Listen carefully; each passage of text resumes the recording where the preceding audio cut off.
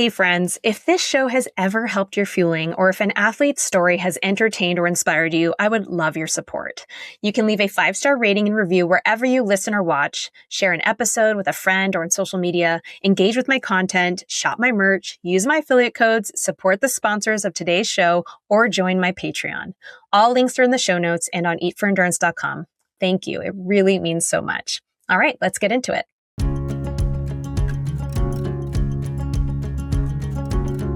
Welcome to the Eat for Endurance podcast, where we explore the connection between nutrition, performance, and health for busy, active people. I'm Claire Shorenstein, a sports dietitian and endurance athlete, and in every episode, I share evidence-based guidance, inspiring athlete stories, and practical tips on a wide variety of nutrition topics so that you can feel better, crush your endurance goals, and thrive as a human being. Today, I'm chatting with Callie Roseland, who you may remember from episode 91 a couple years ago, where we discussed nutrition for injury. If you haven't already listened, go check that out. Callie is a board-certified sports dietitian, exercise physiologist, and integrative and functional nutrition certified practitioner who spent 7 years working with high-level tactical athletes in the U.S. Special Operations Forces military community. She now works with endurance and outdoor athletes through her private practice, Fueling Upward, and continues to work with tactical athletes through the other side of her business, Fueling the Force. I really value all of my amazing sports dietitian colleagues, and one thing that's especially helpful is chatting through tough cases together when we're feeling a little stuck. Callie and I sometimes do this, and iron, being such a tricky micronutrient, is often part of the conversation. So that is what we're deep diving into today. Everything you need to know about iron and ferritin as an active person. Just a heads up, this is a long episode, and I highly encourage you to listen to the whole thing because it's really important. You'll deepen your understanding of iron ferritin and learn tons of practical takeaways that you can apply to your own life. And lastly, quick disclaimer, this episode is purely educational. We are not giving you medical advice. If you are concerned about your iron status, please work with your own healthcare provider. All right, here is my chat with Callie Roseland all about iron and ferritin for active people. Callie, welcome back to the podcast. How's it going today? Thanks. It's going great. It's a great Monday over here.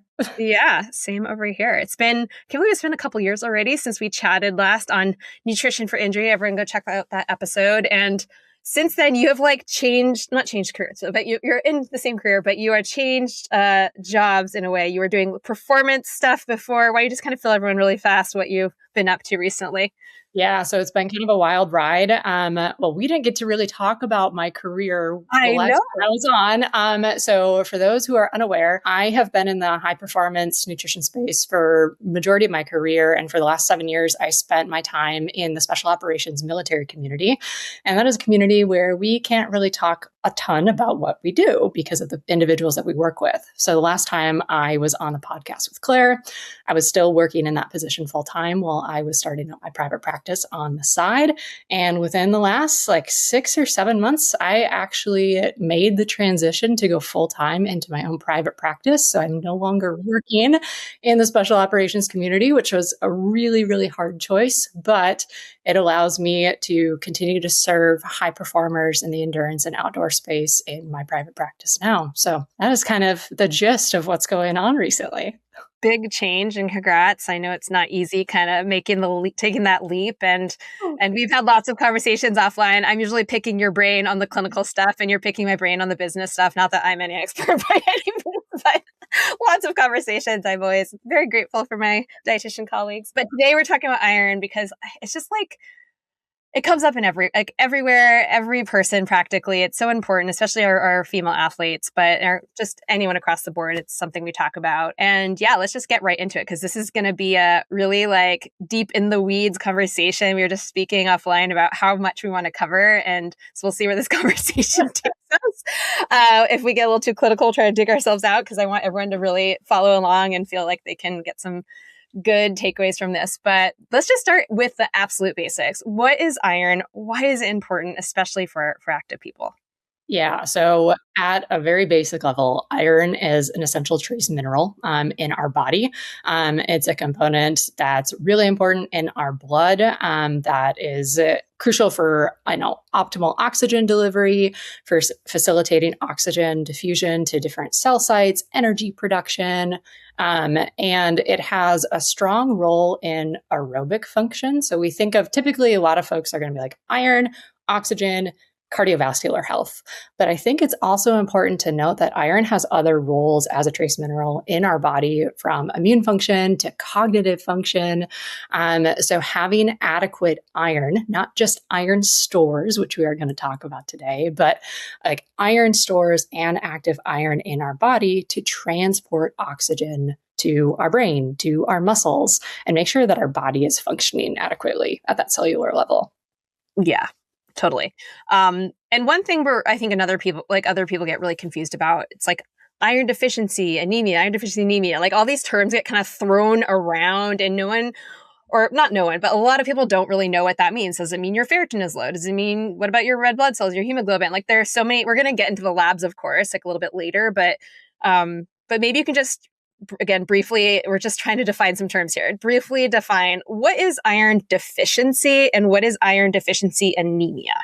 Yeah. So I think that what's really important to understand is we actually have different stages of iron deficiency going into iron deficiency anemia. And that is a really important part, especially when it comes to understanding labs and having labs drawn, because we need to be able to look at this comprehensive picture to figure out, what stage of iron deficiency may I be struggling with, right? So when we look at iron deficiency, there's kind of these three key stages where you could have initially depleted stores of iron, but your circulating iron and all of the other sizes and shapes of the cells are doing just fine.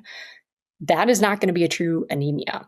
You can then go into another stage where iron stores are continuing to be depleted, but now some of your circulating iron is starting to show suboptimal signs. It's not anemia just yet, but we're getting closer where our body is now, we're not consuming enough, or we don't have enough to reach basic function.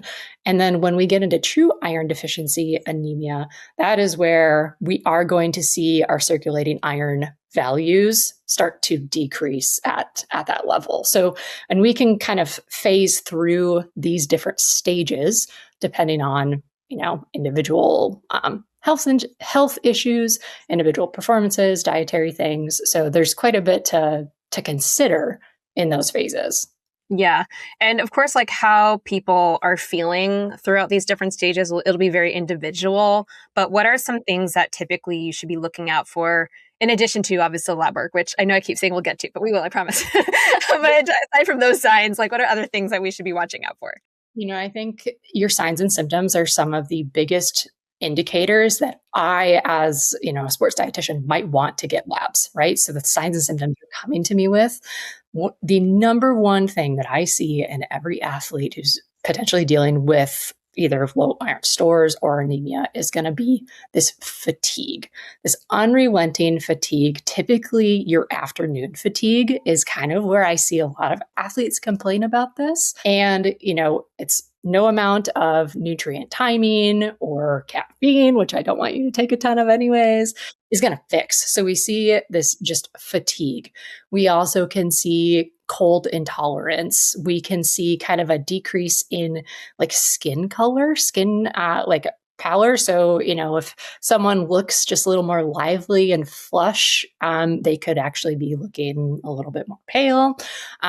For females in particular, you may notice more hair shedding or hair thinning, which is another common sign and symptom. And we can also see some decreases in performance, right? So we do know that iron is going to impact aerobic capacity. So seeing, changes in how you are training or adapting to training, or maybe not adapting to training that you feel like you should be. Those are some things that I want to pay attention to. Additionally, on top of like hair, I also this is all the dietitians listening to this will laugh about our NFP, is a nutrition focused physical exam that we taught. Yeah. We were taught in school, but like our hair, skin, and nails can really tell us about certain nutrient deficiencies that we may be experiencing as an individual. So you can even have spoon-shaped nails. And that's something, even if I'm on a video call with an athlete, I'll have them hold up their hands to the screen sometimes. Yeah. One thing that I want to bring up, Claire, and you'll probably see this too, is some of these signs and symptoms that I'm discussing can also overlap with thyroid issues. And I will tell you, bring that up. I will tell you, it is really, really common to actually have low iron and thyroid issues at the same time. And that is the goal of then trying to figure out why. This is where we have to start playing detective and figure out, well, what's going on in the body, typically related to gut issues, and we can kind of dive deeper there. But to not go into the weeds, those are some things that I typically notice. Would you? Yeah. I was going to point that out, but more generally, like something like fatigue. I mean, that's such a general symptom that people struggle with for literally a million reasons. And it's always kind of tricky when we're trying to figure out, okay, well, are you tired? Because like, why are you tired? There might be and there might very well be 10 reasons why you're tired. Iron might be one of them, but yeah, it's always hard. Or even hair loss. There are lots of these things where it's like, okay, well, is it iron or is it something else? Is it both? So it's just always, we don't want to necessarily just think it's a single thing. I don't know about you, but rarely with my clients is it ever any one single thing. That's what I was just going to say is this is why we're always going to be advocates of working with a, sports dietitian or working with a medical provider who is well-versed in performance, because it really does come down to, it is never really one thing. We have to be able to assess the whole picture. One of my core philosophies is I want to ask better questions to get better answers. Yeah. And so it's asking athletes better questions to figure out, what actually is going on? What are the other factors at play? That is so key because like you said, fatigue, hair loss, it can be a multitude of things. And this is where it's so much, what you learn in school, textbook type stuff, but then versus real world application, so, and just us both being experienced sports dietitians, we've kind of seen it all, right? So yeah, just wanted to throw that out there. But yes, this is a good segue. You're talking about GI issues and all that. I mean, it's good to mention who's most at risk for having problems with iron and ferritin and all that. So why don't we kind of go through that briefly? Yeah, absolutely. So I think a lot that are listening are probably going to be female athletes, but just because females tend to have more issues with iron deficiency doesn't mean that your male athletes can't have some iron metabolism issues going on. But I think the biggest high risk groups we're looking at are going to be, your endurance athletes or really high volume athletes, your vegan or vegetarian athletes, just because of dietary sources. We could also be looking at athletes at high altitude. So training at altitude, living at altitude is a stressor on your body. You need to have adequate iron stores to perform and even just function on a day-to-day.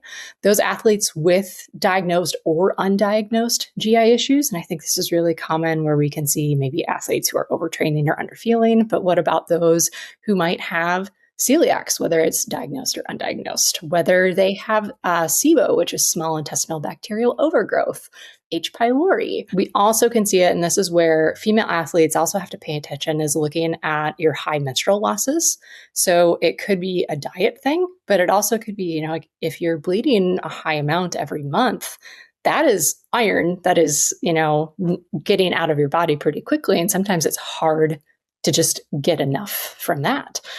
Additionally, and this is where we can go down even more of a rabbit hole, is just inflammation in general. And I hate using the term inflammation because I think it's gotten haywire online. Yes. But inflammation is not a bad thing. Inflammation is how our body naturally heals itself and repairs itself. But excess inflammation or chronic inflammation over a long period of time is where we can start having some negative health impacts, right? And high loads of inflammation can also impact our body's ability to store and utilize iron. And that, once again, going back to there's multiple factors. Is inflammation due to high training load? Are we sick? Do we have some sort of health issue? Those tend to be kind of the bigger athlete buckets that I look at who tend to struggle with iron issues. Yeah. And with the GI part, I mean, the key thing here too is just reminding everyone that something doesn't get into your body until it's absorbed, right? So even if, let's say you are really crushing your diet and you're getting all this iron in, you're like, why is my iron low? But if you're not actually absorbing iron as well as all the other nutrients you need, and we'll get to that in a minute, then that can lead to poor iron status, right? So it's really all about making sure, you have strong gut health and your intake is adequate, which is like, it's easier said than done, right? So there's a lot going on there. And again, a lot of things that can be going on. And it's complex too, because if you are underfueling chronically, that can impact your GI issues, or your gut health, leading to GI issues. And it's this like vicious cycle of stuff. So it can sometimes be this tangled web of problems. And that goes back to, right, of like not like asking better questions to get better answers, to try to deduce if like, well, I'm experiencing these symptoms. What is potentially causing these symptoms? And it's oftentimes a couple different things at once. So yeah. And so I definitely, with my female clients, I'm definitely having everyone screened for sure. And yes, after menopause, iron needs go down, and maybe you're slightly less at risk. But I don't know about you, but I have a lot of women over 50, because that's where the RDA for iron changes. I have a lot of women over 50 who are chronically underfueling. They have gut problems, so they are not necessarily immune to having issues with iron. So we want to screen them as well. Correct. Yep. All goes back to those questions. Yeah. Yeah. And with men as well, if we are having chronic gut issues, if someone is underfueling / overtraining, then we want to screen those people. So just kind of making sure that it's not just like, oh, if I'm menstruating, that's the only reason why I would be concerned. Right. It's just a good idea to do it. And this is where advocating for yourself, because again, it can be really hard if you're just going to your PCP and you're like, I would like to get my iron checked. And I've had so many doctors refuse to get checked. And, we're going to run through like everything that we want you to get screened on the lab work, but it can be hard. So it's important to advocate for yourself. This is like part of the reason I wanted to do this episode, is to really have everyone be armed with more knowledge, so that they can speak to their providers and just try to get what they need.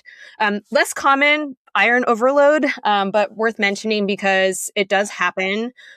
We see people who just have high iron, which might not necessarily be because of like hemochromatosis, but like, let's just talk about high iron for a minute. Yeah. So once again, there's these nuances. And I will say, from my professional career, I tend to see more men have higher iron, and that can be from really high iron intake. It can be from genetic issues. So hemochromatosis is actually a genetic mutation that impacts iron metabolism. It is not just prone to men, so females can have it. I actually had a recent plant-based athlete who came back labs, and I, had to refer that one out. So we have to make sure that we look at this appropriately. But another thing to think about too is iron, and specifically when we start talking about like ferritin, this is going to get into some science weeds of like positive and negative acute phase reactants, which means in times of inflammation or other stressors, certain lab values can be falsely elevated or falsely lowered. And I also see in individuals who really struggle with another, maybe complex medical condition or high levels of inflammation, we also can see iron stores go higher and falsely higher due to ferritin being an acute phase reactant on some of those things. So it's important to assess the whole scheme of things. But what that can do is it actually is toxic to our body. So high amounts of iron are like, the more is not better when it comes to male or female performance in anything. So being able to assess those lab values from an appropriate provider is really important too.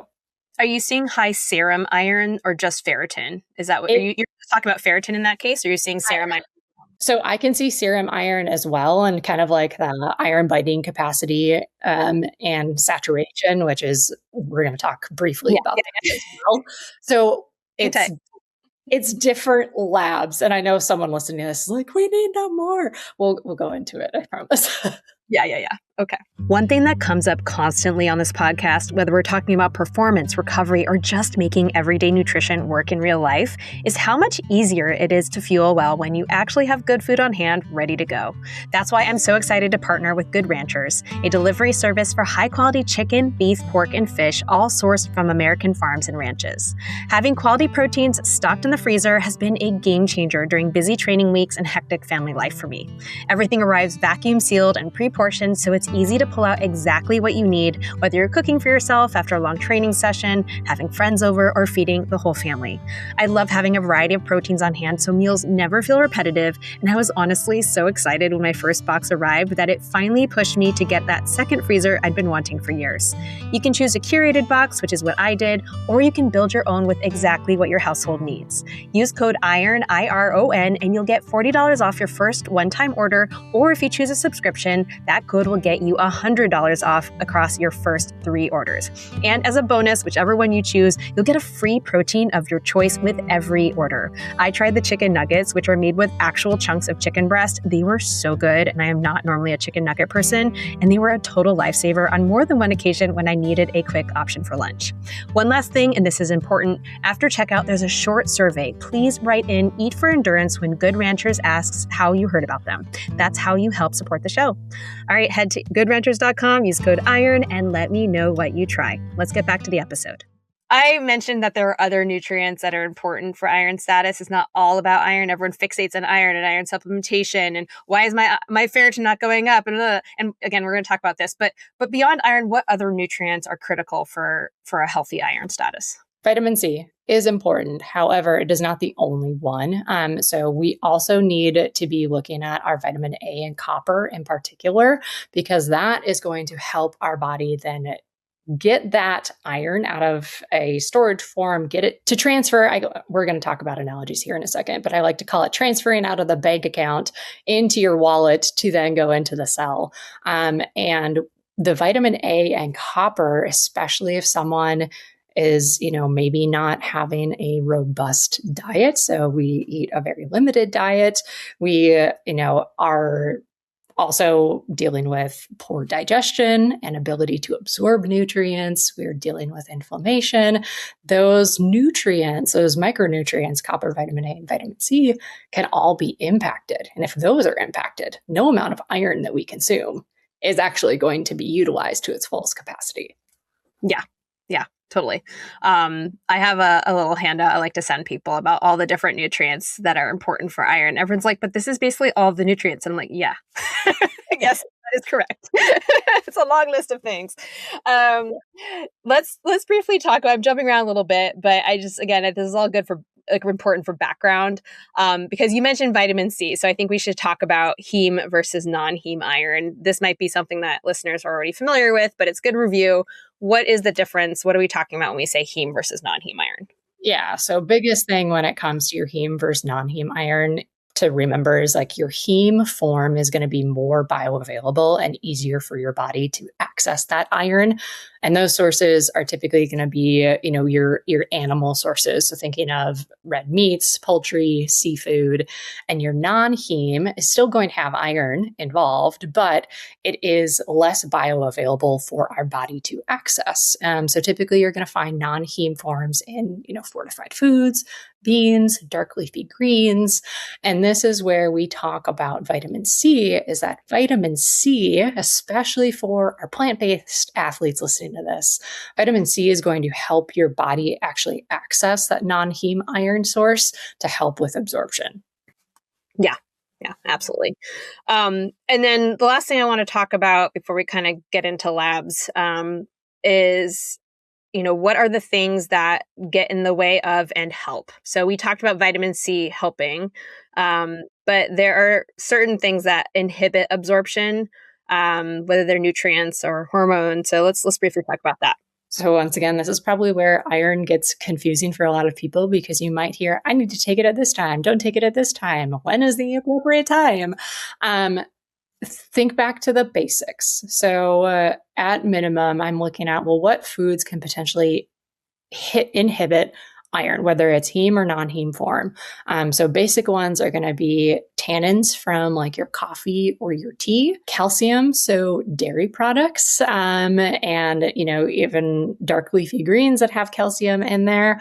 Another one that I always like to throw out here, especially for my folks dealing with GI issues, is if you're taking an antacid for, let's say, heartburn, those are going to contain calcium. And that is also going to inhibit your iron absorption as well. So some other things to think about too is high fiber and phytates that can be found in different plant-based food sources can also potentially hinder that body absorption of iron. So trying to limit some of those foods in high volumes, whether you are consuming iron from a food or you're consuming from a supplement, we just want to be cautious of the nutrient timing of some of those key foods. Yeah. And this is where things get really tricky, whether it's the preference or logistics or all of that. And we're going to talk a little bit more about timing here. But even if, like, let's say you're having dinner and dinner is steak or something, and it's like, what do we encourage? Well, we encourage fiber. We encourage lots of whole plant foods and all that stuff. So let's say you're having steak and whole grains and like a leafy green or something like that. It's like, well, that's fiber. So it's like, what are you going to do? Have your steak and then wait an hour? And I mean, this is not practical. You know what I mean? So people get like all caught up in this stuff. They're like, I don't know what to do, And that's where I really like to emphasize of like, it's not all or nothing. If I'm having steak with my dinner that's having fiber and all these things, it's not like I'm not going to get any iron from this. But it goes back to then look at your day-to-day, look at your fueling throughout the week, and all of your meals and snacks have the capability of supporting your iron intake. It's not just a one and done.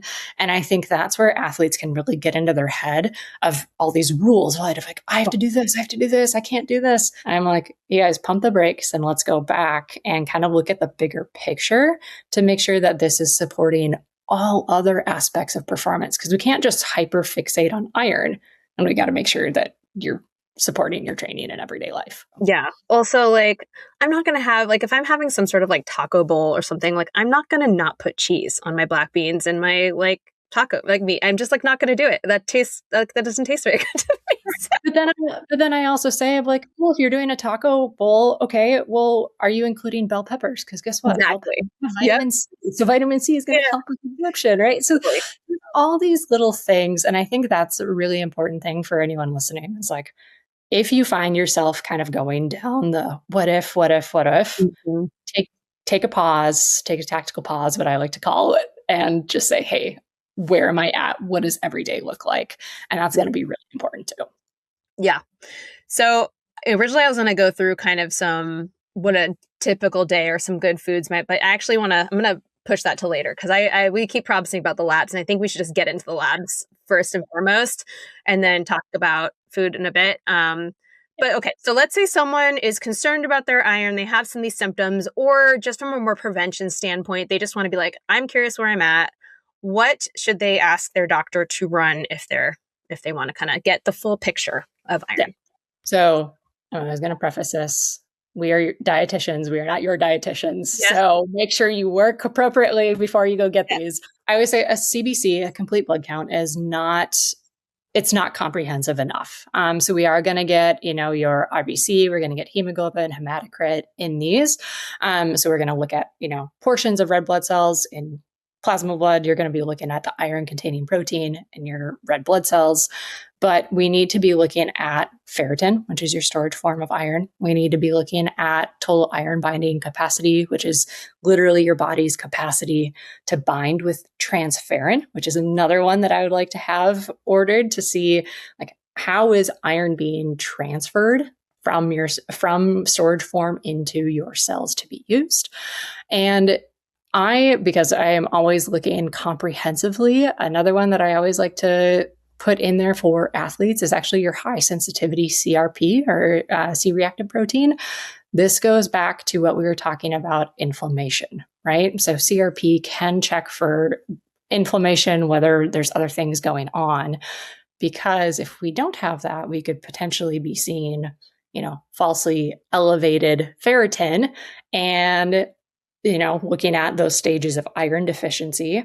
Well, if that comes back normal or, in a range that we're not expecting based on your signs and symptoms, are we assessing that lab marker appropriately, or is it actually falsely high? And in reality, we may be dealing with stage 1 of iron deficiency. So to kind of recap, I know I hit a bunch of things like a CBC, your ferritin, total iron binding capacity, transferrin saturation. And if you can work with a provider who is ordering CRP, that would be an added bonus.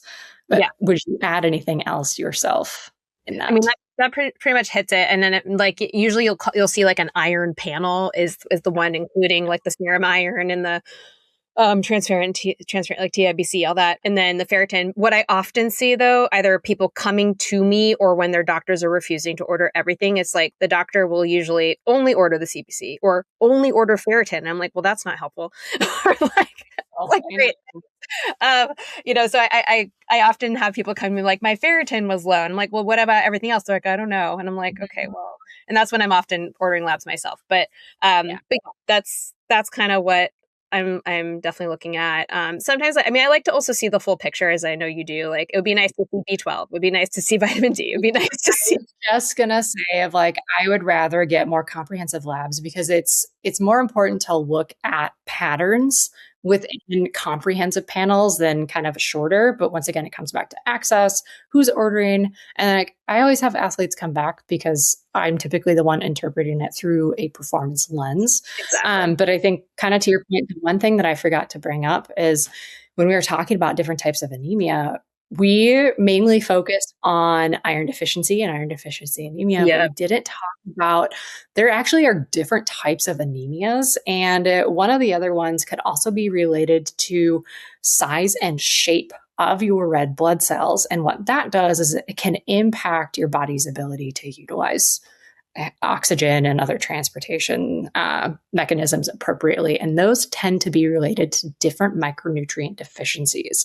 And this is where your vitamin B12 is one that we typically want to look at because that size and shape of the cell could be impacting your performance and just overall health too. So that could be another one to add on to those comprehensive panels. It really just depends, once again, kind of like the signs and symptoms, doing a dietary analysis, figuring out where we might be falling short, or once again, going back to the GI issues. I'm always going to dive back into that because believe it or not, if we already talked about how if we can't digest and absorb things, we're going to have issues. But B12 needs appropriate stomach acid. Well, if we don't have appropriate stomach acid, we can then potentially have that deficiency to deal with too. Yeah. And as you get older, our ability to digest it goes down. So I have a bunch of clients right now who are in their 70s, even an 80-year-old. And so there are just specific things that we have to think about with B12, with vitamin D, because things change as you age. Definitely helpful to kind of have that picture because, as we said earlier, it's usually not just one thing that's going on. So we might see multiple things. Let's talk about normal, I'm putting in the quotes, versus optimal, because as we know, all the time this happens where someone ferritin of 15 or 20 or whatever it is they're told it's normal. You don't need to worry about it, from a well-intentioned but misinformed or not performance-oriented provider. And then they come to us feeling like garbage. They're like, help. So, and even with B12 and things like that, there's quote unquote within normal limits, compared to those reference ranges, but then there's what do we actually want to be as an athlete? So let's chat about that real fast.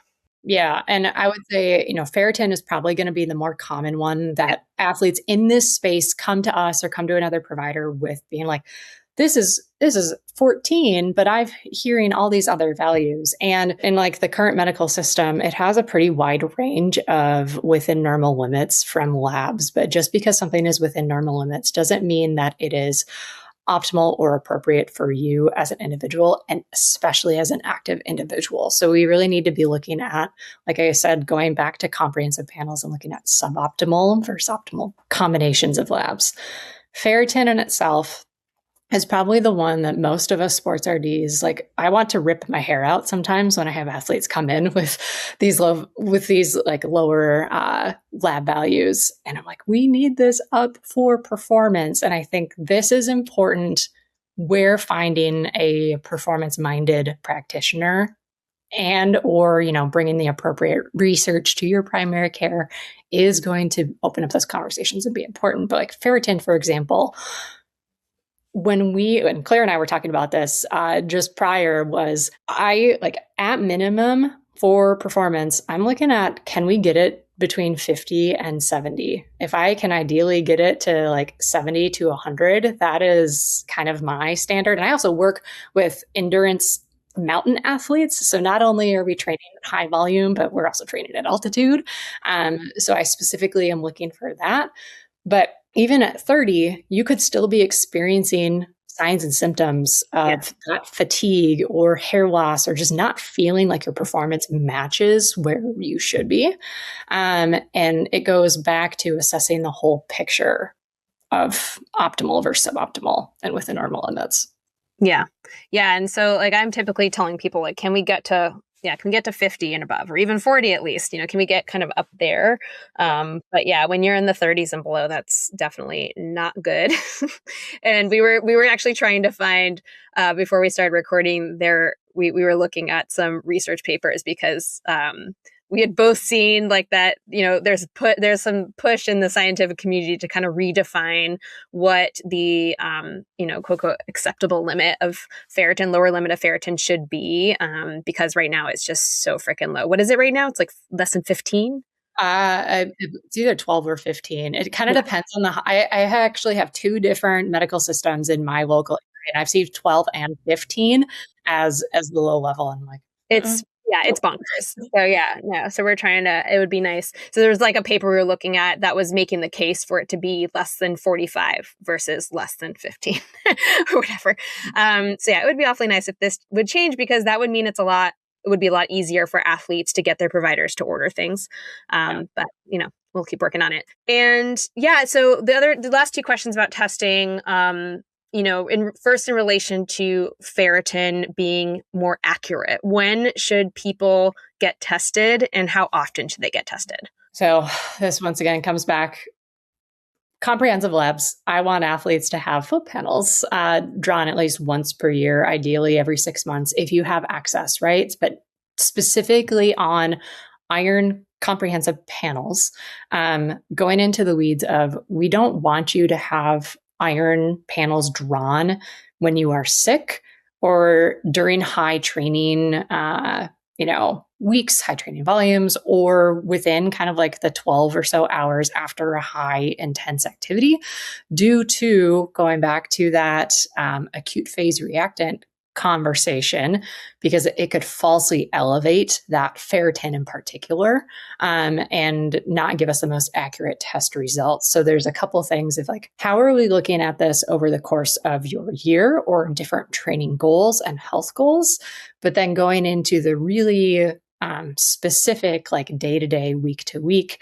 Additionally, for females who are menstruating, I also want you to be cognizant of when you are drawing labs around your cycle, because if you are drawing labs like right at your cycle or within the first week, we know your values are going to be lower, right? So we have to be cognizant of some of these changes or some of these other external impacts that could be, impacting those lab values. Yeah. And for every ferritin that I've seen, like in the garbage, I've seen so many ferritins and for women in the like high 100s. And I'm just like, no, that's not real. That is false. And that's why I always want to talk to my athletes about, how do we go about appropriate lab testing? Because, one, access, your time, your money, meeting with a provider if you are trying to go through your PCP, like all of those things are taking time and energy and effort from you. So when you go and get labs drawn, I want you to have your labs drawn in the most ideal environment possible, so you're not wasting time, money, resources, and we might just need to go have you redraw those labs anyways. So I think that's really important too. And you might jump into this next question too, but kind of in the same concept of when we're doing labs, if you have access and let's say like I'm going to be going for an event that's going to be at altitude, or I'm going to be picking up for marathon training build or something, could you get labs drawn, 12 weeks prior so you can assess a foundation and be like, oh, actually, I'm kind of in some suboptimal space right now. It's not bad. What could I do diet or lifestyle wise that I could change now? So by the time I start that build or go to that event, you're not in the hole, because we know when we start training or going into those higher altitude environments, our body is going to compensate. So I want you to go into that appropriately. And it typically takes 8 to 12 weeks, whether you're changing diet or you're supplementing, to kind of see adequate changes in those stores. So that's something else to think about too. Yeah. Summer training is no joke. If you're not staying on top of fueling and hydration as the temperatures climb, you're going to feel it fast. That's one of the reasons I've relied on Tailwind Nutrition for years and why I'm so excited they're sponsoring the podcast. What I've always appreciated about Tailwind, both as an athlete and dietitian, is how simple they make sports nutrition. No GI drama mid-workout or race, great taste, and easy to use no matter what you're doing. This time of year, I'm reaching for rapid hydration during my shorter training sessions, but it also goes way beyond exercise. Things like travel days, hot afternoons at the beach, yard work, anytime I feel like the heat is catching up with me. It gives you electrolytes with just a small amount of carbs, and it's light and refreshing enough that you actually want to drink it. For summer, it's a no-brainer. For longer efforts in the heat, their Endurance Fuel is my go-to. It combines carbs, fluids, and electrolytes all in one bottle, which is exactly what you need when sweat rates are higher and you're losing more than just water. My personal favorite is the Naked flavor, but they just released a limited edition blueberry lemonade that's perfect for summer, and it's delicious. And don't skip your recovery, especially during the summer months when you're already more depleted after a hard workout or long effort. The recovery mix has 20 grams of protein plus carbs and electrolytes, sweetened with real sugar to help replenish glycogen fast. I mix it with water right at the trailhead or wherever I happen to be, and it's one less thing to think about when my brain is already super fried from the heat. If you want to dial in your hydration and feeling this summer, head to tailwindnutrition.com/eat4endurance or use code EAT4Endurance20 for 20% off your first purchase. All right, let's get back to the episode. And that's a great segue into kind of figuring out, okay, so you get tested and either you determine, oh, I'm like in a great place, which doesn't happen, or like, oh, maybe I just need a little bit of work, or, oh, wow, this is really bad. And so when do you kind of like, I want to kind of go into the supplementation thing, and we're going to go to food as well, but kind of figuring out like, when do we know that we need to supplement versus diet only approaches? Ooh, this is always a fun one. And I think it really depends on so many things, right? So with my athletes, and this is how I view this, if we get your lab values back and you are really, really early stages of iron deficiency anemia, and we've assessed your dietary patterns and we see there is a gap there in your dietary intake or the timing of food, I want to work on a food first approach, because where I see this happen is, let's say athletes jump straight to a supplement. They see values go up and that's great. And then they stop. But because they actually didn't address lifestyle behaviors that maybe got them there in the first place, 6 months later, they're kind of back in a similar cycle. So I'll always look at what can we do food and lifestyle first, but definitely based on lab values in themselves. Is it just low ferritin? Are we looking at low ferritin in conjunction with earlier stages of, gearing towards that iron deficiency anemia? That is when I'll start looking at iron supplementation for an athlete. And once again, the weed details of if it's just low ferritin, I might not always be asking for an iron supplement, because going back to what you and I were talking about, Claire, is what were the other factors? Is it actually, are you consuming enough, but we're so low in vitamin A and copper and dietary absorption that we actually need to work on those things without taking a supplement first? And I know I just went into the weeds and probably confused a lot of athletes. No, this is good. I have more follow-up questions. Yeah. So for you when you're working with people, you're saying essentially, if it's just ferritin, that's where you're just mostly working on the dietary approaches, at least initially. And then it's when you see kind of if they have like low, like a true anemia where hemoglobin is low, or, hematocrit, or like red blood cells, like other things are low. That's when you might also, in addition to food, add a supplement. Is that what you're saying? And I think that it also really depends on the athlete's signs and symptoms, right? So like if you are coming to me and you are just like dragging ass, like I want you to feel better, right? So that is where we're going to focus on food, focus on lifestyle, and, add in that supplement. Even if I'm like, hey, we can probably get you on the right path without this. Like, I want you to feel better. But I think this goes into my next just caution of, I see a lot of athletes see a low ferritin or assume that they have a low iron and they just start supplementing. And that is not what I want to see. So I'm really particular with my athletes of, we have to look at your picture, find out what's best, and supplement from there. Can you tell people why you don't want to have people just popping iron pills like candy or taking them without meeting with anybody because they think they should? All things. Going back to, is it actually an iron issue? Or is it an iron metabolism issue? So it's not actually iron and it's those different nutrients. Mm-hmm. Are we taking the appropriate form? Are we taking the appropriate dose? Are we taking it at the appropriate time? To kind of go into that. Dosing can vary based on the stages of iron deficiency. So the more severe, yes, the higher amount of elemental iron I'm going to be working with an athlete on. The form, which we'll get into, I know there are actually different types of forms. We have, like iron salts. We have, other components. Some are more bioavailable. Some are harsher on our gut. Some are cheaper. Some are more expensive. And then timing, going back to the same conversation we had at the beginning of, looking at diet foods, looking at the dietary intakes of your foods, looking at the timing of those. We actually have to be pretty specific when it comes to iron supplementation. One, to make sure that our body is most primed to absorb it. So we've talked about inflammation. We have not talked about hepcidin by chance on this yet.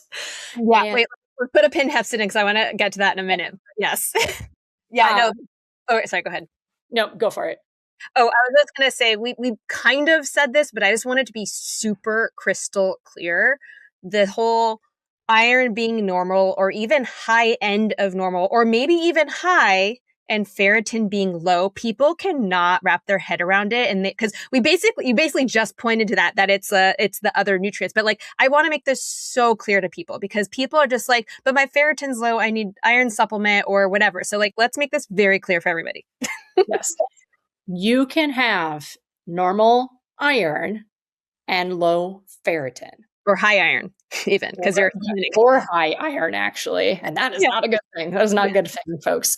And when it comes to interpreting those lab values, this is where, like if someone is trying to supplement with iron or even asking their doctor for iron infusions, which will do, but your ferritin is low, your body is not able to take the iron and actually metabolize it and use it appropriately due to other issues going on, often related to different micronutrient issues, overtraining, underfueling, gut issues, something else in the system is going on. And that's where you got to do some detective work.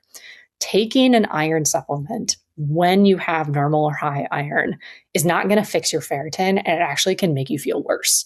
So we can see like one common thing that I saw quite frequently in prior career was in a lot of male athletes. They weren't even taking a supplemental iron, right? But if they were dealing with some iron overload, like thinking of just like joint pain, they didn't feel well. They also were dealing with fatigue.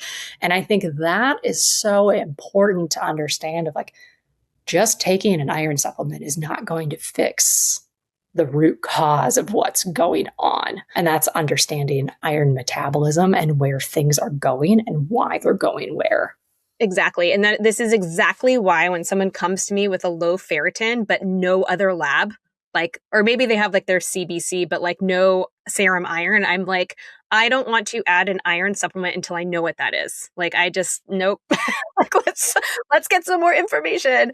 Yeah, it is hard, right? Because then the athlete is like, well, I already got this drawn. I don't want to go back, or it takes a while. And this is where, like, once again, we need to test, not guess. If you're just throwing an iron supplement into your routine because you're like, oh, I'm dealing with these signs and symptoms and my ferritin is low, iron supplement is the way to go. And that's actually not the case for a lot of athletes, actually, that I know I worked with, and I'm sure a lot that you've worked with too. And this is also where the type of supplement that you take matters. And there's a lot of nuance here. And this is also a bigger discussion. And we'll talk about timing after this. But I first want to talk about supplement types, because sometimes, and again, this iron is so hard. And sometimes, like, I'll be like, okay, well, given this whole situation this person is in, like all the different things, I'm like, it doesn't make sense to do a full-blown iron protocol with them, which might be like 100 milligrams of ferrous sulfate or 60 milligrams for like however many weeks, but maybe we can do a lower dose of like an iron glycinate, and it's a little gentler, and like, it's just a little bit, and we're working on food. So is it enough of a dose to have like the effect that we see in research? No. However, maybe it makes sense to try this first and see what happens. So why don't we, before we get into the weeds with that, let's just lay out what are the different types of iron supplements that people commonly encounter? What do we know about protocols in the research? And then we can kind of go from there. Yeah. And I think something that I really want to home hit of what you said, when we are working with an athlete, we approach it from an evidence-informed aspect. So I always say, like, there are three things we need. We need our clinical, education, background. We need our clinical experience, and we need the athlete experience. We need these three things when we're making decisions. So while Claire was talking about how we're not having, 100 milligrams of elemental iron for an athlete, I don't always do that either, because it comes back down to you as the athlete, your dietary intake, your labs, your ability to tolerate different iron supplements. So I think that is also some nuance for the listeners to really understand, that this is just even one more reason to make sure you're getting an informed provider who understands human performance and your specific needs and ability to actually action some of these items too. Yeah. Okay, so let's go over the type of supplement. We have ferrous sulfate is a common. That's like one of the main ones. Actually, I'll give this to you, and I can chime in when needed. I'm quick pulling this up because I wanted to make sure that I made a note on this. I was like, I want to make sure I don't spit over our words. We have our ferrous sulfate, we have ferrous gluconate. We can have some slow release iron or like extended release iron. We also could even look at, I think within the last few years, even people are starting to look at like beef liver capsules and different things. And that's a whole different conversation on how to utilize that. I actually kind of want to talk about that. It's like after this though, because there's like an organ meat supplement that I've used a couple times with people, but like, I don't know. Let's go over other irons. I think the biggest thing to know is when different forms are going to have different amounts of, we have total iron and then we have elemental iron. And so we're looking at our body's ability to actually access some of that iron. When it comes to iron supplementation, GI issues are probably like the number one reason athletes don't want to, take a supplement. So that's going to impact compliance, or, it makes you nauseous, and the timing. We're also looking at cost, right? So kind of like your ferrous salts are going to be cheaper, but they may have more of a GI impact on some of those athletes. So looking at like iron bisglycinate, like Claire said, that's one that I actually use. There's a couple different companies that I use that have a chelated form of iron that can still get you a solid amount of elemental iron, but it's a little bit easier on your gut to digest. And this is really important when working with an athlete to try to figure out how much money do you have to spend towards this? What's your tolerance level for just supplements in general, whether they agree with you or not? And then if a supplement doesn't sit with you, how do we actually make sure that you are supplementing appropriately. And that's where these different forms and understanding total iron versus elemental iron can be really important when choosing the right product. Yeah. And so like, I think I'd say ferrous sulfate for the salts, that's the one that is like the main one we see in research, where we like have like a iron protocol where someone might be, I'm trying to remember, it's like 100 milligrams. Is it for 8 weeks? Well, it's also dependent on ferritin levels. So they have like a whole protocol. Maybe I didn't write this down. See, I was told you I'm notorious for not looking things up. I'm like, maybe my guest will remember this. But it's like a certain ferritin, and then it's like a certain amount of ferrous sulfate, or for a certain period of time. But yeah, it's like usually 100 milligrams or 60 if it's not tolerated. And then it's like every day or every other day, which will bring in the hepcidin conversation. Yeah. Maybe you can speak to this a little bit. Yeah. So this is really where, once again, like I want to emphasize, just taking a random iron supplement might be doing more harm than good for you, or you're going to be taking it and not seeing the impacts of it, because this actually is within the sports nutrition literature, and even just like general, literature in itself is looking at, based on your comprehensive iron labs, ferritin levels, serum iron, transferrin, how much elemental iron you should be consuming to get your value back up into a quote normal range. So, and more is not always better. We've already talked about this, but making sure that your dosing matches your specific needs is important, because we want you to see actual improvement in your labs. And going back to kind of what I said, if you are then supplementing iron or making dietary changes, we want to retest typically around 8 to 12 weeks is what I often recommend. You can potentially start seeing some changes at around 6 weeks, but trying to get an athlete in to get labs at like 6 weeks is pretty challenging. So I typically am like 8 weeks. I'm like 8 weeks, 12 weeks is kind of the space, because we want to make sure, hey, based on this current literature, are we actually supporting and are we seeing your needs increase based on that elemental iron dosing? And if you have, let's say, less, I don't like the phrasing. I was about to say less severe iron deficiency. Yeah. I hate that. We're not laughing at this. But just going back to the stages of 1, 2, and 3. Yeah. So we're going to typically recommend more elemental iron the more advanced in those stages you are compared to a lower stage. Yeah. I'm normally telling people like 12-ish weeks, or 3 months-ish. I mean, because people are always asking me, I had someone ask me this the other day, it's like, how long until I can actually see changes? And I'm like, usually minimum 3 months. But yeah, when we're doing like a somewhat aggressive supplementation protocol, again, in a situation where too much is actually harmful, then it is a really good idea to go back and check. And then then we have to go based on tolerance. Again, if we are using more of like a ferrous sulfate, which can be a little harsh. And some people, by the way, like I know a lot of people get nervous. There are some people who tolerate it just fine. So don't just assume that you're going to be like nauseous and constipated and all that. Some people are fine with it. But if we're having issues, maybe we drop down to 60. And then actually, I want to talk through like the every other day versus everyday thing, and then in the context of hepcidin. So you can run through that for us. Yeah. So to kind of go back to is typically when it comes to supplementing with iron, it's really common. We want to consume iron on an empty stomach in the morning, ideally. So kind of first thing, like I have athletes maybe even put it on their nightstand. So literally right when they wake up, they can have it, especially going back to if you're a morning coffee drinker. We don't want you to consume coffee near your iron because it's going to compete with its binding capacity, right? So trying to create that gap.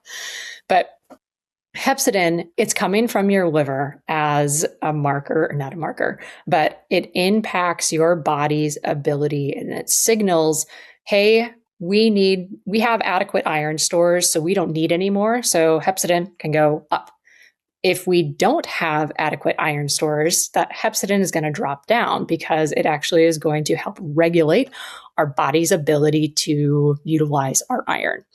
Now, where this gets tricky is that hepcidin is highly regulated by inflammation. So we go back to inflammation. We go back to the context of athletes. and just overall inflammation of, do you have a health condition that is also impacting inflammation? So what can happen is high training volume, maybe underfueling, maybe we're having inadequate other nutrients or some GI absorption. And all of these things are now going to raise low levels of inflammation within our body. Well, hepcidin can be raised with that. So chronically long-term, we can see hepcidin there, but in a short-term acute phase, hepcidin is going to increase after a training session. So a reason why we don't recommend taking iron within like the 3 hours post high training is if you take that after a training session, well, hepcidin is going to be elevated due to just normal stress response from our bodies in training. Right. So that is another reason why we have to get really particular about the timing of if we are going to supplement with iron. We have to kind of know these other factors that could potentially be inhibiting that. Before we keep going, I want to speak to something I know a lot of you are dealing with. If you're training consistently and trying to stay on top of your nutrition, but it still feels really hard or confusing, you're not alone. Many of the athletes I work with are motivated and doing their best while juggling a lot. These athletes don't need more nutrition rules or more discipline. They need guidance that's realistic, flexible, and supportive. That's why I created Eat for Endurance. On my website, you'll find free nutrition downloads, tons of detailed blogs, low-cost mini guides and masterclasses, and my monthly membership, Fuel for Life Crew. For just $39 a month, you can ask me your questions in our private Slack community, drop into my monthly live office hours to essentially get a mini one-to-one session, and connect with other busy, active people navigating similar challenges. And if you're looking for a much more individualized and a higher level of support, I also offer 3 and 6 month one-to-one nutrition coaching programs with limited spots available. You can explore everything over at eatforendurance.com. All right, let's get back to the episode. And so this is where people get really tripped up about the timing of supplementation. And I forget if it was you who told me this or a different dietitian, but we were talking about iron supplements and they were saying, oh, I have them leave at their night. Maybe it was you, leave at the nightstand. And if they happen to wake up to pee or just in the middle of the night and just like pop the iron. Did you tell me that? It might have. I've had that with athletes. Okay. It wasn't. Yeah, because someone's like, oh yeah, sometimes I wake up. So I'm like, if you happen to wake up, like just pop that, or yeah, first thing. But sometimes people are like, absolutely not. The first thing when I wake up, I need my coffee. Like I cannot wait. And so okay, then I say, okay, how about like right when you get back from a training session, like the second you get back, pop your iron before you hit the showers, before you eat. That's another opportunity. It's like immediate. And going into this is, we say that hepcidin is going to peak after training, right? So this goes even more to what you were just saying, Claire, is like, if you consume it after training, it has to be like ASAP. Yeah, ASAP. Otherwise, if you wait even an hour after training, you are now going to be impacting your body's ability to absorb it. So it gets specific. And going into kind of what you were saying of every day versus every other day. So for athletes, it could be taken every day, but actually in the literature, it shows what's kind of cool is that you can space it out every other day. And we see stores still, like we see iron levels actually improve, even if you are doing a dosing every other day at the same amount. The biggest thing is it comes down to that timing, the dosing, tolerance, and the other factors that could be impacting iron metabolism. Yeah. And the thing that I think gets hard for the every other day is if people have really busy lives, they're already not consistent or good about taking pills. And then you're telling them to remember which day they took something. And they're like, yeah, no, I can barely remember to take it like as it is. That's when I'm not doing every other day. But if someone is like, oh yeah, I can totally track this. I have a pill box. I have blah, blah, blah, I'm like, okay, cool. So yeah. The other thing I wanted to ask is how long are you having people wait between taking iron and having their coffee or calcium containing food? I typically like to have 2 hours. Oh yeah, that's a long time. It is. What are you doing? I'm curious what you do. I say an hour, but even that's a long time too. Yeah. For the athletes who are really challenged, I'm like, hour is okay. Because, like the longer it is, the better. But it really comes back to what does your day-to-day look like? Because if you wait an hour versus 2 hours, it's not like you're having no benefit. Yeah. And I think the important thing that when I'm working with an athlete, it is going to be like, what what does your routine and your ability to take this consistently look like? Yeah. Ideally, if I can have it 2 hours, an hour is like my hard cutoff of, hey, like let's be smart around here. So that 1 to 2 hour range for those listening is like, you are still going to have some benefit from this. So don't be like, oh, there's two dietitians saying two different things. Yeah. It really comes down to like, well, the other hard part too is like often people are exercising in the morning, they're in a rush getting to work, they get back from the workout, they're in a rush, they barely have I can't tell you how many people, I'm sure you're the same way, where it's like I'm trying to get them to eat between getting back from early morning training and going out. It's like I'm not going to tell them to then wait before, so this is where it gets really tricky, and I don't want anyone not eating for 2 hours after they've woken up. So it's like, oh God. correct. And Hard people. It's really tricky. It is. And this goes into why I always say when I work with an athlete, it's not just about supplementation. I am then trying to also look at your diet. So just relying on an oral iron supplement in the morning, I'm looking at your whole day. So I'm working on nutrient analysis. Can we boost lunch iron or, vitamin C pairing combinations? What are we doing for dinner? Because all of those little things you may think are little, but they actually stack up over time. So it always is teaching you these different tools, because at the end of the day, you shouldn't be on an iron supplement forever. So if we're not addressing some of those other things at the same time, once you're done taking an iron supplement, what happens 6 months from now? So those are some things just for the athletes listening of iron is there as a supportive mechanism. And some athletes absolutely need that to help boost stores and boost just overall intake. But we also want to be kind of doing a handshake with other things in busy lives. Yeah. Yeah. The other form, so the chelated form, that glycinate form, the slow release, what do you want to mention about that? I think we already said, okay, glycinate is going to be a little more expensive. It's also going to be a lower dose and it's better tolerated. But talk a little bit about how you tend to use the different forms in different situations. It really comes back to, like I said, the cost and accessibility, but then also just athlete compliance. If someone is really struggling with intake, I want you to have your best bang for buck on supplement that is going to support you and, your capability to actually consume that. So for athletes who either are really nervous about taking iron or we've trialed maybe a cheaper form, we might just be using the different forms and knowing, hey, we might just need to be taking a little bit more. This might need to be spaced out. It might take a little bit longer. And it comes back to that communication and just managing expectations on how to use one product over another.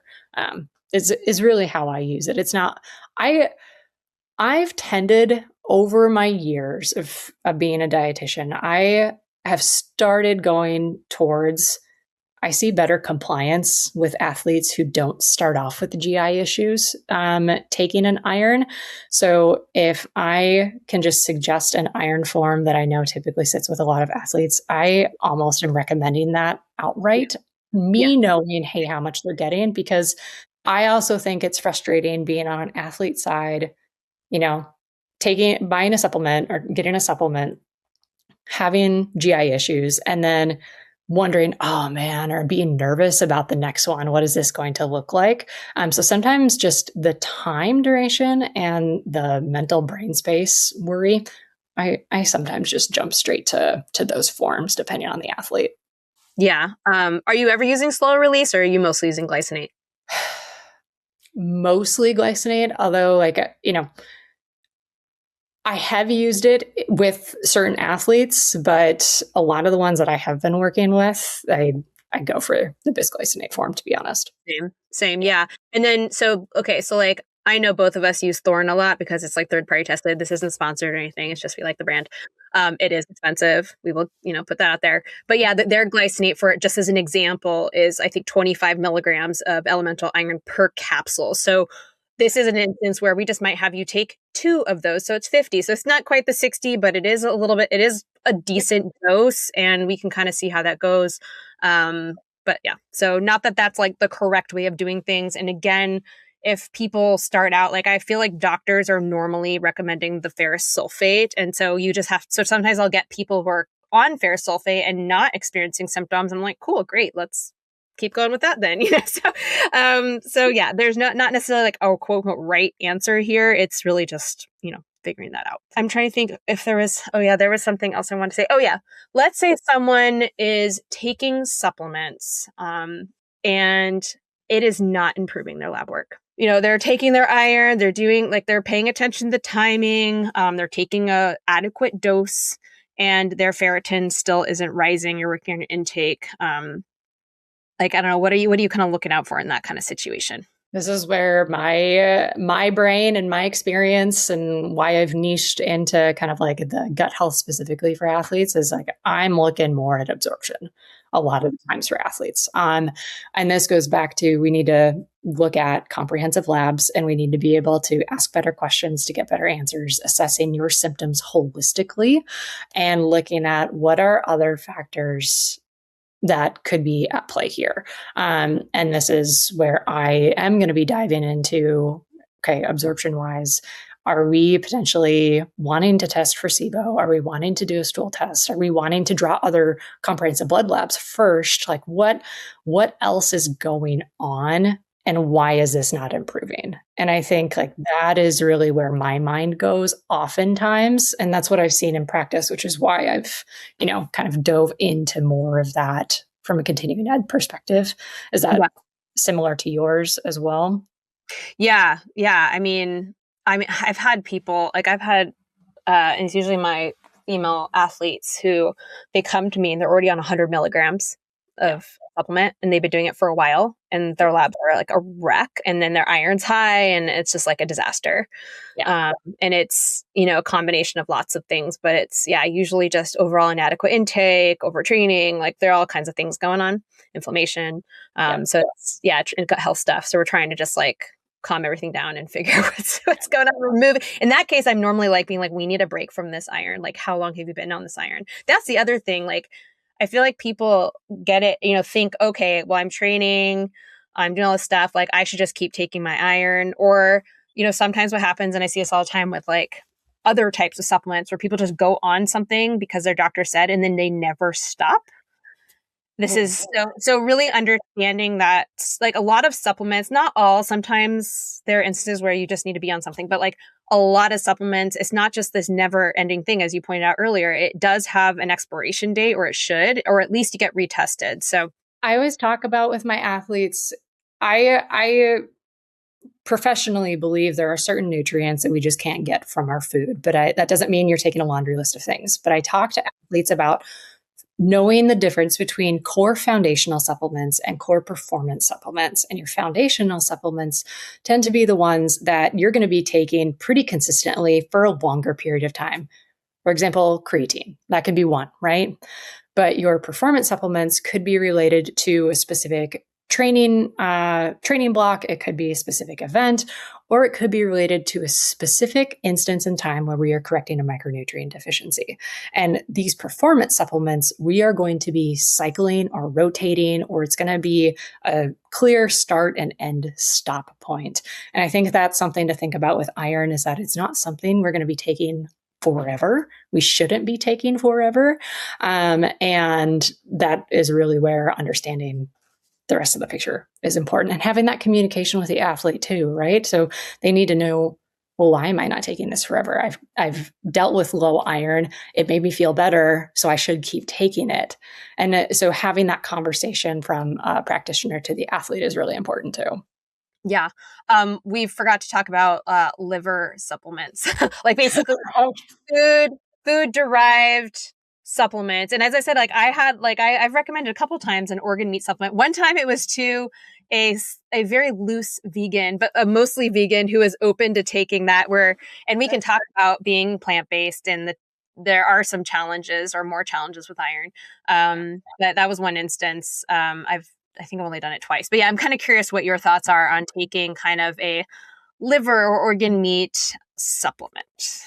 Okay. Well, before we dive into the supplement, I'm going to jokingly bring this up. Not jokingly, but it is kind of funny. A lot of athletes look at me, I'm like, are you serious? So I'll throw this out there. I personally have struggled in the last few years with suboptimal iron, but it was actually due to endometriosis and adenomyosis, which is a chronic inflammatory condition that impacted my gut health, right? So we can see there's a lot of things going on here. But for me, one of the things that I really was like, okay, food-wise, what could I do? I actually treat myself like a child sometimes, and I hide beef liver cubes into ground meat and ground turkey in dishes. And like you can't taste it at a certain amount, but I'm like, cool, I can now get iron, but I'm also getting those vitamin A, like zinc and different things in my food sources, right? So trying to hit comprehensive. So beef liver and your organ meats can be a good source. Where do you get beef liver cubes? I make them. You make them? Wait. Like, are you like buying? Okay, I need to know like specifics here. Like, are you just like buying a beef liver and chopping it into cubes? Can you get that from the store, the butcher? Where are you getting this? Yes. So everyone's going to laugh about this one. We'll laugh about this one too, Claire. This was the reason I was able to convince my husband to get a new Vitamix blender, because I buy beef liver. You're like those influencers making beef liver smoothies.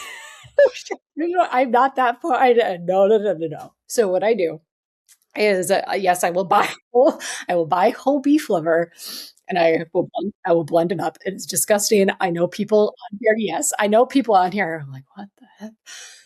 I blend it up, but then I have silicone molds, like, the tiny little like. So, and then I'll actually scoop the liver into that, and I'll freeze those. So what I do is then those beef liver cubes will be stored in our freezer. And anytime we're making a ground, beef or ground turkey or some sort of meal, I'll throw in 1, 2, or 3 cubes, depending on the portion of that meat, and cook that in. You can't taste it once you add in seasoning for like taco meat or for pasta dishes or anything else. And it's just one way to sneak in all of those nutrients that matter from an iron perspective into a meal from a food source. Am I telling my athletes to go do that all the time? Absolutely not, Claire, because I know not everyone is going to do that. But no. Okay. Here's the deal. Okay. Like Trader Joe's sells the frozen cubes of minced garlic and ginger. So I would totally do that. If someone would blend the liver up for me, I think I would like lose it. If I don't think I can blend the liver. I might like vomit, but I would totally put liver cubes in my meat if someone would do it for me. So you have a new business. I think you have a new business idea. Maybe it's this already. I don't know. I know that it takes a special human to be able to do that. I wasn't sure I could do it myself. But it works. You hide it in there and you can't taste it. Anyways, sidetrack off of that. I really hope whoever listened to that enjoyed it thoroughly. But going back to the beef liver capsules, right? Yeah. We can take some. There are different forms out there. We want to be cautious of third-party certification because a lot of them are not going to be. So for the athlete who needs to be concerned about that, we want to make sure we're getting it from a reputable company. Now, the other thing that I like to note is, yes, we are going to get some iron from beef liver capsules. So we also are going to get, some vitamin A and copper and those other nutrients, just like we are from the whole food. But the thing to consider is that in your beef liver capsules, that elemental iron number is typically quite low. So when we were talking about, the ferrous sulfate or the iron bisglycinate and the total amount of iron and then the elemental iron, your beef liver capsules, you're having to take, typically it's 4 or 6 capsules and you're getting not a ton of elemental iron. So knowing your values, knowing what you're trying to get, thinking of pill fatigue, thinking of the cost, and like how much iron you actually have to be getting. The beef liver cubes, excuse me, I'm already on that track. The beef liver capsules might not be adequate enough for you. So it really goes back to assessing your individual needs, right? Yeah. Yeah, yeah. I mean, and keeping in mind, like it might not be adequate in iron, but it is giving you some of these other nutrients. So, like for instance, with the plant-based athlete, I was thinking like she wasn't really getting in a lot of vitamin A or some other sources. If she wasn't getting like fortified milk and other things, and vitamin A also isn't in like a million foods, so it's a little harder. But yeah, okay, cool. I'm glad we covered that. That was great. All right. And then I know people will want an answer to this one. When are you recommending iron infusions, if at all, versus oral supplementation, or just kind of, I want to generally discuss oral iron infusions because they are necessary for some people. And I know there are sports dietitians who are very much, working with athletes who need it, but it's not great when people are just like jumping to that when that might not be necessary. So I don't know. Let's chat about it. Yeah. I'm not going to touch this area, but pregnancy may be one specific time frame for individuals where IV iron as an athlete may be warranted because supplementation is just not going to be enough for that growth, right? But from a general athlete perspective, sometimes iron in an IV form is necessary. But where I am, in my viewpoint, as a sports dietitian, the athletes that I work with, I want to go through the lowest hanging fruit possible at the initial phase because I want to be assessing intake, gut health, micronutrient deficiencies, looking at training volume, looking at all of these other factors before we go to an IV iron. Because that infusion, like it's typically not going to be short term. If you like when it comes to that IV iron, especially for an athlete who has gone through all of those things, then we want to potentially consider that, work with a hematologist and find out what's an appropriate dose. But we have to know that from an iron infusion perspective, that is still going to be short term. So if your body's not utilizing iron appropriately, how often is that IV iron infusion going to happen throughout your career, throughout your just lifespan in itself?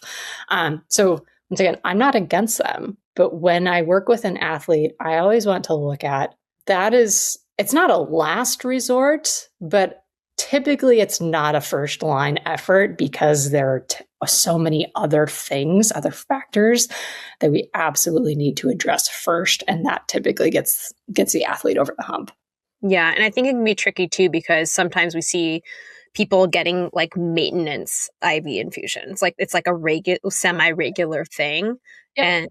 And they'll like send me labs like, oh yeah, and this was, my last iron infusion was this, and I'm getting another one here. And I'm like, well, wait, why are you getting iron infusion? Like what's happening? What led to this point? Have you looked into other reasons why you're iron low? So I think, it's no judgment. It's more just like, hey, do we really want to or need to be doing this? Are there other reasons? Are there other things we can look into to find out like what the actual problem is? But there are instances where, especially like, let's say you're an elite athlete and something's going on and you have a really important event coming up and you don't have the 8 to 12 weeks to spend doing a protocol. And like, there are instances where I know, like, I haven't worked with someone like that recently, but I was speaking with another dietitian and there have been cases where it's like, oh yeah, we just really need to get that athlete to a place because this is their livelihood or whatever. So, and then for that, we also want to make sure you're working with appropriate individuals, so you're not getting flagged by WADA for. Yes, that too. But I think the biggest thing, as we both said, like, we have struggled with iron itself. For me, like the last 2 years, this has been the first time that I've dealt with it, and mine was due to chronic health conditions. Yeah. But for someone, like when you feel the effects of suboptimal iron in any capacity, like it's rough. So I understand an athlete being like, I just want to feel better. There can be times and places where like, hey, do we need to get you an infusion, working with that hematologist just to help you feel better? But we still want to identify, why do you need it in the first place? What are the other factors going on? And I think it goes back, like I've said probably 3 or 4 times, is really working with a sports dietitian, having that communication and or working with a medical provider who understands athletes and performance, where you can have that conversation to understand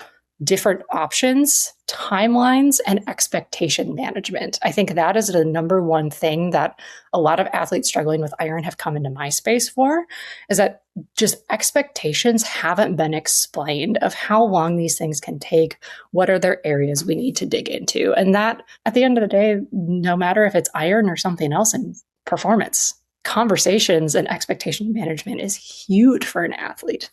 So. Yeah, for sure. I want to touch on food stuff briefly before we wrap this up, because maybe people are, again, we always want to be thinking about food regardless of whether or not you're supplementing, but kind of really understanding what does like a realistic iron-rich diet look like for an omnivore athlete, for a plant-based athlete? And, we never actually, or I never actually kind of defined even what the RDAs are. Like, just real fast for people, men need 8 milligrams a day of iron. Women between 19 and 50 need 18. Pregnant women need 27. And then once you're over 50, or it's more like once you stop menstruating, it's down to 8 for women. So just to give you a sense of things, but without getting too into tons of details, but what kinds of foods might we be reaching for? Like, how can we kind of make sure we're getting iron from various sources? Yeah. So thinking back to heme versus non-heme, and what I really want to emphasize, especially for the non-plant-based athletes, so the omnivores who eat all things, is you can get iron from both sources. And I really want to emphasize that because it's not just about, I need to eat red meat every single night or every single day of the week. I like to actually look at having high quality, leaner cuts of red meat a couple times per week for my athletes because of that heme iron source. So that's going to be, your beef, pork. We also could be looking at poultry, even seafood. I will not do oyster shooters, even though I do the beef liver cubes. I won't do oyster shooters, but oysters actually have a good amount of iron in them, or heme iron. But I'd be looking at, for the omnivores, can we have adequate heme iron sourcing at some of our main meals?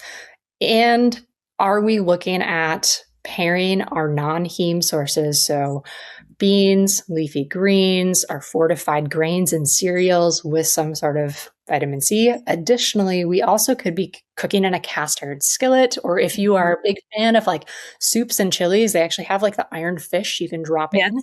Yes. Where that comes into play is, I haven't seen a ton of change in my athletes who are just doing this, but when you are cooking in a cast iron and using the iron fish, some of that iron is actually going to leach out of that pan or that fish into your food. So we exclusively cook with cast iron or stainless steel in our home. We've made that transition over the last few years. But for cast iron, this is great, especially for my plant-based athletes, because if you are cooking almost every meal in a cast iron, you are going to get some of that iron leached into your food. And this is where, well, guess what? If you're making, a bean, some sort of meal with a dark leafy green and iron, and let's say you're throwing in peppers or tomatoes, or you're having like lemon juice or something sprayed into that has vitamin C, you are making a very robust meal that not only is going to have iron from the cast iron, but now you are going to have that vitamin C paired with that non-heme source to help with absorption. Yeah. And so, this always, when we talk about plant-based stuff, it's all about layering stuff. We talk about it with protein. I talked about that recently with somebody. It's the same with iron. And also for omnivores, I think a lot of people just think straight to red meat, which, it's great, but that's not the only place you can get iron. And I make a really yummy chicken and rice soup that has beans, that has, I think I put kale, it has lemon in it. There's all kinds of different things that you're getting iron from. So yeah, I love the idea that maybe you are sometimes having the red meat, but maybe sometimes you're not. And maybe sometimes you're eating vegetarian. So there's just so many places to get iron from. So I don't want people to only think they have to be having steaks and hamburgers all the time, because, we don't want to necessarily do that either.